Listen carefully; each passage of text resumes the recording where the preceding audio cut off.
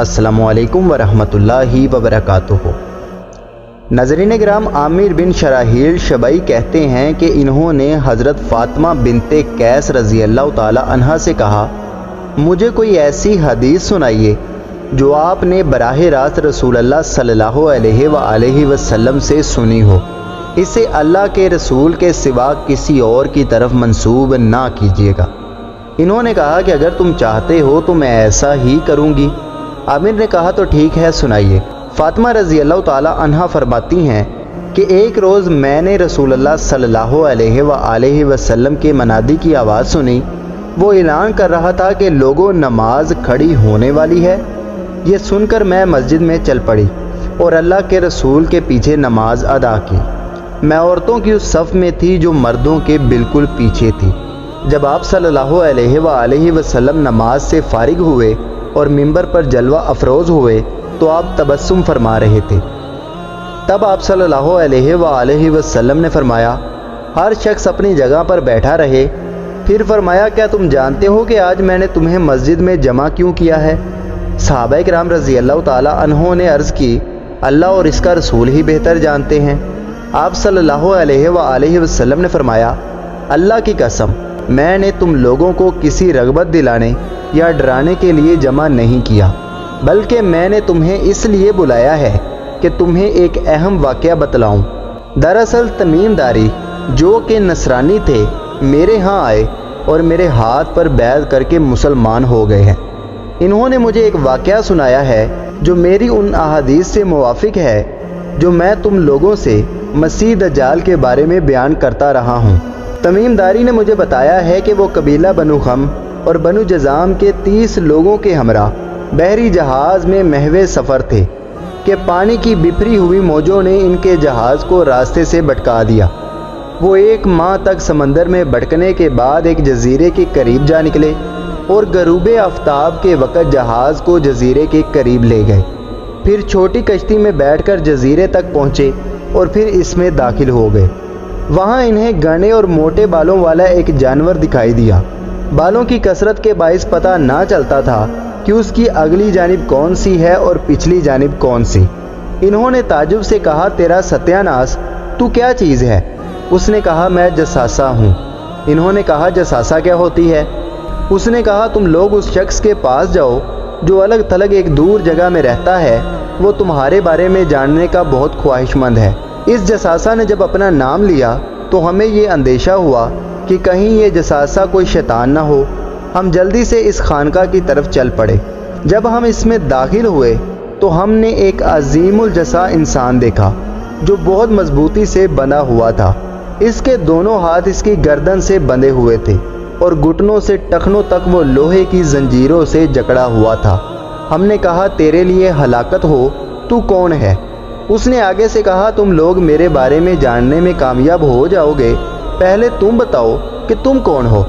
हमने कहा, हम अरब हैं। हम एक बहरी जहाज़ में सवार थे कि समंदर की तूफ़ानी बफरी लहरों ने हमें दरबदर कर दिया।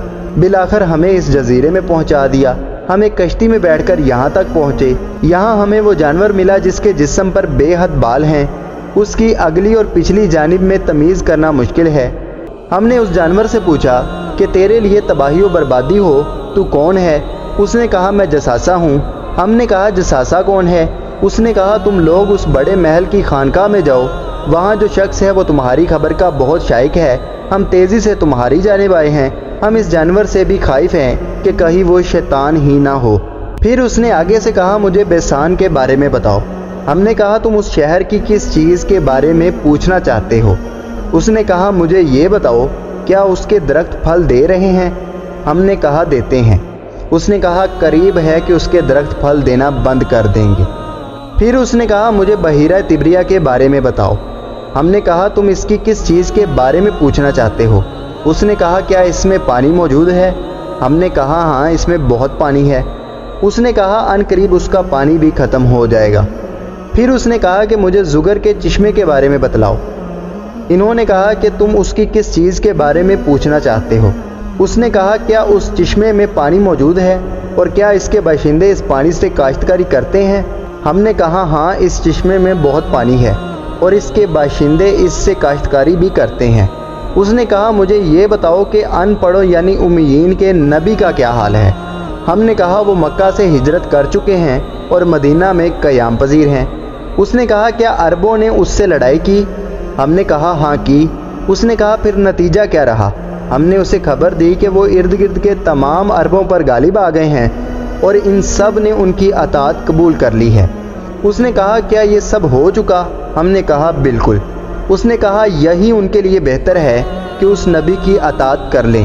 اب میں تمہیں اپنے بارے میں بتاتا ہوں۔ میں مسیح دجال ہوں۔ ان قریب مجھے کسی وقت خروج کا اذن مل جائے گا۔ میں شدید غصے میں نکلوں گا اور ساری زمین کے ہر شہر کا 40 روز میں چکر لگا لوں گا سوائے مکہ اور مدینہ کے، کیونکہ یہ 2 شہر مجھ پر حرام کر دیے گئے ہیں۔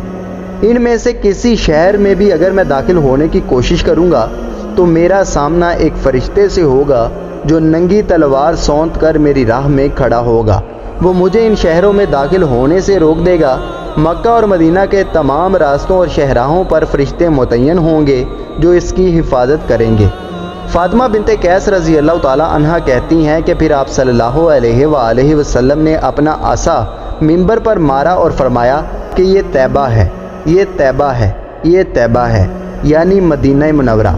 پھر آپ نے فرمایا کیا یہ بات میں تم سے پہلے ہی بیان نہیں کر چکا؟ لوگوں نے کہا جی ہاں۔ آپ نے فرمایا مجھے تمیم داری کی بات اچھی لگی کیونکہ وہ میری اس بات کے مطابق تھی جو میں دجال کے بارے میں اور مکہ و مدینہ کے متعلق تم سے بیان کرتا ہوں۔ خبردار رہو، دجال شام یا یمن کے سمندر میں ہے، بلکہ وہ مشرق کی جانب ہے۔ پھر فرمایا وہ مشرق کی جانب ہے، پھر فرمایا وہ مشرق کی جانب ہے، اور آپ نے اپنے ہاتھ سے مشرق کی طرف اشارہ فرمایا۔ حضرت فاطمہ بنت قیس کہتی ہیں کہ میں نے یہ حدیث رسول اللہ صلی اللہ علیہ وآلہ وسلم سے براہ راست سنی اور یاد رکھی ہے۔ ناظرین گرامی، ہمیں اس حدیث سے بہت سی چیزوں کے بارے میں معلوم پڑتا ہے، جیسے کہ اس نے 4 چیزوں کے بارے میں پوچھا، اور ان میں سے ایک تو ہم سب جانتے ہیں کہ ہر طرح سے پوری ہو چکی ہے، جس میں نبی کریم کے بارے میں اس نے پوچھا تھا۔ انشاءاللہ ان 3 جگہوں کے بارے میں آپ کو اگلی ویڈیو میں بتاؤں گا کہ اب وہاں کی صورتحال کیا ہے۔ اس حدیث مبارکہ سے ہمیں ایک اور چیز بھی معلوم پڑتی ہے کہ جب دجال نکلے گا تو وہ کیسی حالت میں ہوگا۔ سمت تو ہمیں پتہ چل گئی کہ وہ مشرق میں کسی جزیرے میں موجود ہے، لیکن وہ کیسی حالت میں نکلے گا یہ میں آپ کو ایک اور حدیث کے ذریعے بھی بتاتا ہوں۔